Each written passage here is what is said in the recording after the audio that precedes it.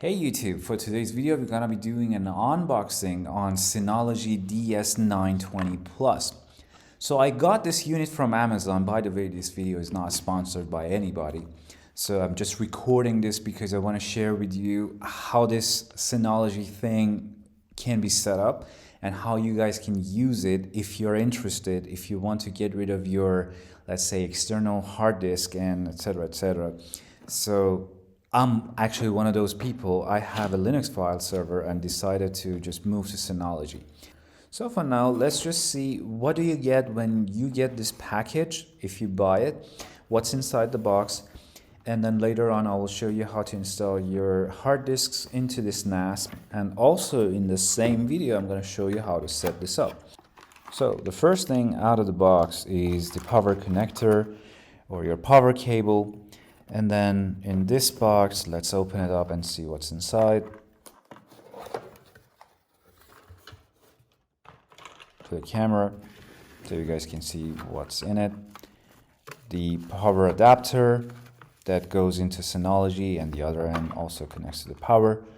And then two network cables. By the way, this device has two network interfaces, bunch of screws. And these are my hard drive tray keys. And then the user manual. I don't think anybody reads this stuff these days. At least that's what you guys are here for, right? Just going through the installation via YouTube. So now I'm actually trying to get the NAS out of the box, NAS itself. So here we go. That's the Synology NAS, the box itself. Let's unwrap it. This moment is priceless. Don't you agree? Okay, so, and here we go. This is the Synology DS920 Plus in the flesh. And by the way, if you're wondering how much does it costs around 550 euros in Europe. And I'm not sure of the price in America, but these are the disk bays, as you can see. And the back of it has two fans, two network cards, bunch of USB ports, and the power cable that goes in. Underneath there is NVMe slot that you can put two NVMe cards in there, which I don't have any, so I'm not going to touch it, at least for now. This is, like I said, my first Synology unit. And I got it just because I wanted to experiment with it and see how does it fill the gap in my local network, in my home network. So this unit that I got has no hard disk included in it, but I have two Western Digital Red series. Each one is 4 terabyte, which I'm gonna just use it for this experiment. And here we go. This is my Western Digital Red series hard disk, 4 terabyte. Red series actually has this advantage that you got this lower RPM on the disk drive, so the wear and tear is slightly lower than the normal grade hard disk or the green series, as far as I know.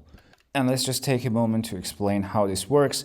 There are fastening plates around the trays which you have to remove it, place the hard disk into the tray, and then snug it tight with those fastening plates. Okay, so I think the one at the back needs a little bit of adjustment. All right, so now it's sitting there tight.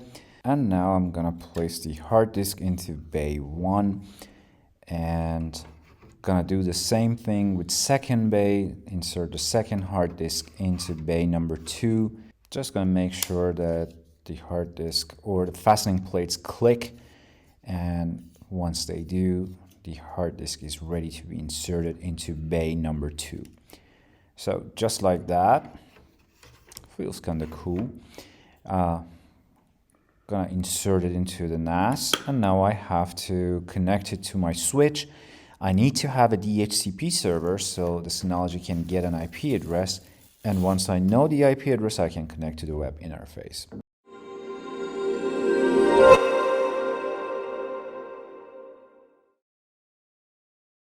Alright, as you can see, the device is online and I'm connected to the web interface.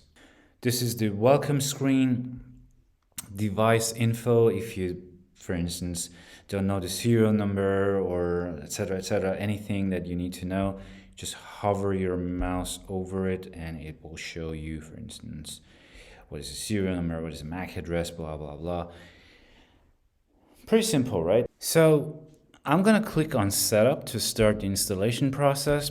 There are two ways you can do this. So either you can install it manually on the Synology, or you can just click on Install Now.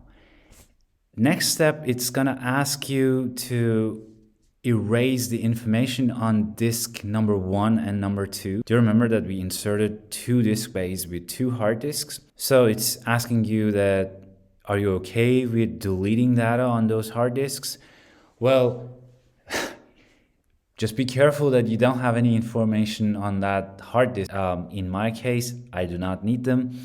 I can go also with an NVMe and install it on install the DSM on the NVMe. I don't have one right now, so I'm gonna click on OK. I understand that all data on the hard disk is gonna be lost, but please make sure that you don't have any information on the hard disk that you're putting into that Synology, because they are gonna get removed. So I'm gonna click on OK.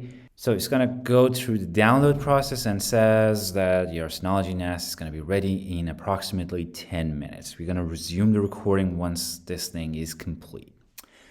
Okay, so now the installation has been completed. It's gonna restart the Synology NAS, and once it's rebooted, we're gonna get access to it and see what we can do in there. Okay, so the installation has been completed. The Synology is back online. I'm gonna click on Start, and it says Next Generation Data Management begins here. Next generation is pretty much overrated. But let's click on Start, and it says, okay, the device name. I'm gonna call it My NAS. Administrator account. And password. So I chose my password. I'm gonna click on next. So in here, it's a question about how the device should behave when there's an update on the packages that you install on Synology. So Synology actually provides you with a lot of packages that you can install in your NAS. So it says automatically install important DSM packages and updates, automatically install the latest blah, blah, blah, which obviously is not a good idea, and notify me when DSM or package updates are available. I'll install them manually. Since I like manual stuff, I'm gonna select this one. And then in here it says, create a Synology account to receive more benefits, blah, blah, blah. For now, I'm just gonna skip it. Skip anyway. And it says Synology put you in control of your privacy. You can change the settings later. Should I? Well, apparently I shouldn't. So without accepting that, my Synology control panel is available to me now. The first step obviously is to create a storage pool and volume. So I can create my storage pool and volume now. I'm just gonna skip this one and just gonna go discovery a little bit on what's going on in here. So gonna go to control panel. This is where you obviously set a lot of important aspects of Synology, for instance, network, which is a very interesting place for me.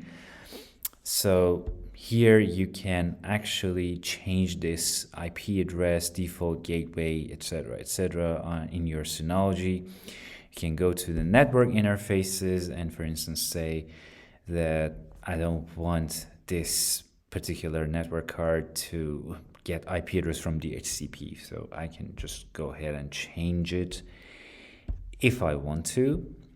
Just like that, I can assign static IP address and default gateway, etc., etc. Not gonna fiddle with it right now, so don't save. Here's also the place that you can create bundle. So for instance, if you have Ether channel support in your switch, then you can bundle these two interfaces for a better performance. All right, so terminal and Snmp obviously is when you want to enable SSH and Telnet to your Synology. There are times that you need to, and it's useful if you want to do troubleshooting. And if you want to copy a file into your Synology, you can also do it from the command line, which is not really elegant and it's not really necessary for 99% of the users, unless you're tech savvy and you want to do things on the command line. But the GUI is pretty much solid and okay. And the Snmp, if you want to monitor your Synology with Snmp and add it to your monitoring server, you can do it here. So let's go back to home of the control panel, or the main place of the control panel. Here are the external devices that you can plug in using the USB, etc., etc. Update center, where you get the latest packages. Check for instance, updates that are available. You can do it manually, or like I said, the system can notify you when there is an update available. And also manual update installation is here. Among the things that I can tell you is the fact that you can integrate it into your Microsoft Active Directory infrastructure. And on the file services, which is the meat and potato of the whole Synology, you get to choose what kind of services you're going to enable. So in here, I can enable SMB. So SMB is definitely for Windows. Windows computers have native support for it, even though you can use it with Macintosh or Linux.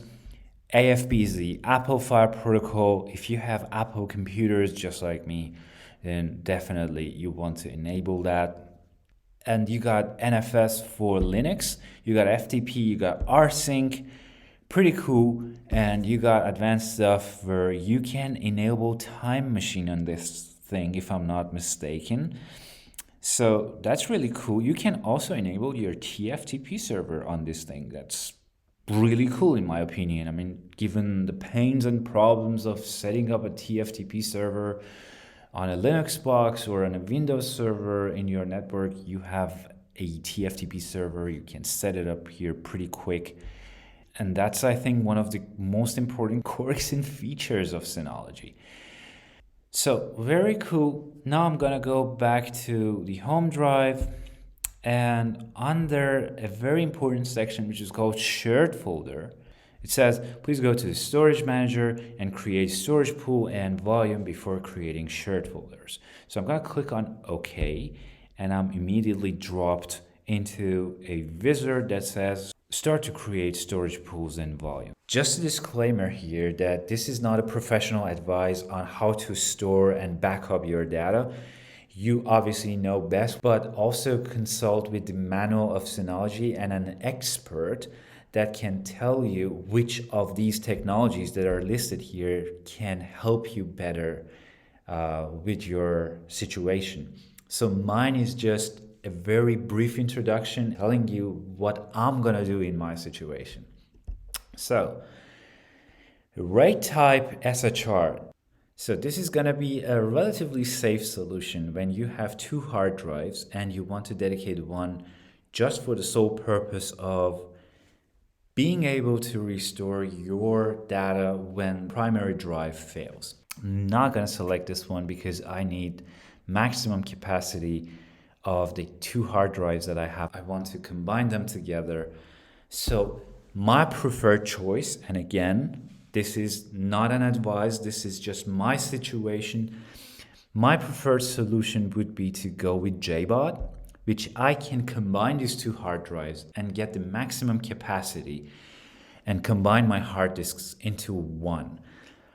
I can obviously go with RAID 0, which says it increases the performance, and I have the option to use both hard disks, but I'm not really interested in performance. My situation is not very demanding, so RAID 0 is not for me. Basic also gives you the option to just install a single hard drive. This is not applicable to my scenario, so I'm not going to select this one. And RAID 1 comprises of 2 hard drives, but you're going to need a third hard drive for fault tolerance. Please read this description and decide which one is better for you. Like I said, consult with an expert. I don't think this is for me, so I'm going to stick to JBOD and click on Next. So in here, I can select my 2 hard drives, and as you can see, estimated capacity is going to be 7.3 terabyte. This is also a very good example that if you choose, for instance, RAID 0, then you're going to be given the same capacity plus performance. If you choose, let's say, SHR, in this case, you're going to be given 3 terabytes. So that's a good indicator that what you're going to get with these choices. So like I said, I'm going to select JBOD and click on Next. So in here, I'm going to get a warning that my hard disks are not supported in the compatibility list. I'm fine with it. This is just an experiment. I'm not going to put any sensitive data. I suggest for the first time you don't do it until you get comfortable with Synology. So I'm going to click on Continue, since this is not going to be really risky operations, at least for my case. So I'm going to click on Continue. And in here, I'm just going to skip it. Like I said, this is just an experiment for me. Not going to risk anything significant in here. So I'm going to click on Next. And in here, it says storage pool, total capacity, available capacity, modify allocated size. I'm just going to click on max possible. Volume description, I'm going to just change it to test. And in here, I have to select between ext4 and BTRFS. ext4 is widely used in Linux operating system and can be easily migrated to Synology.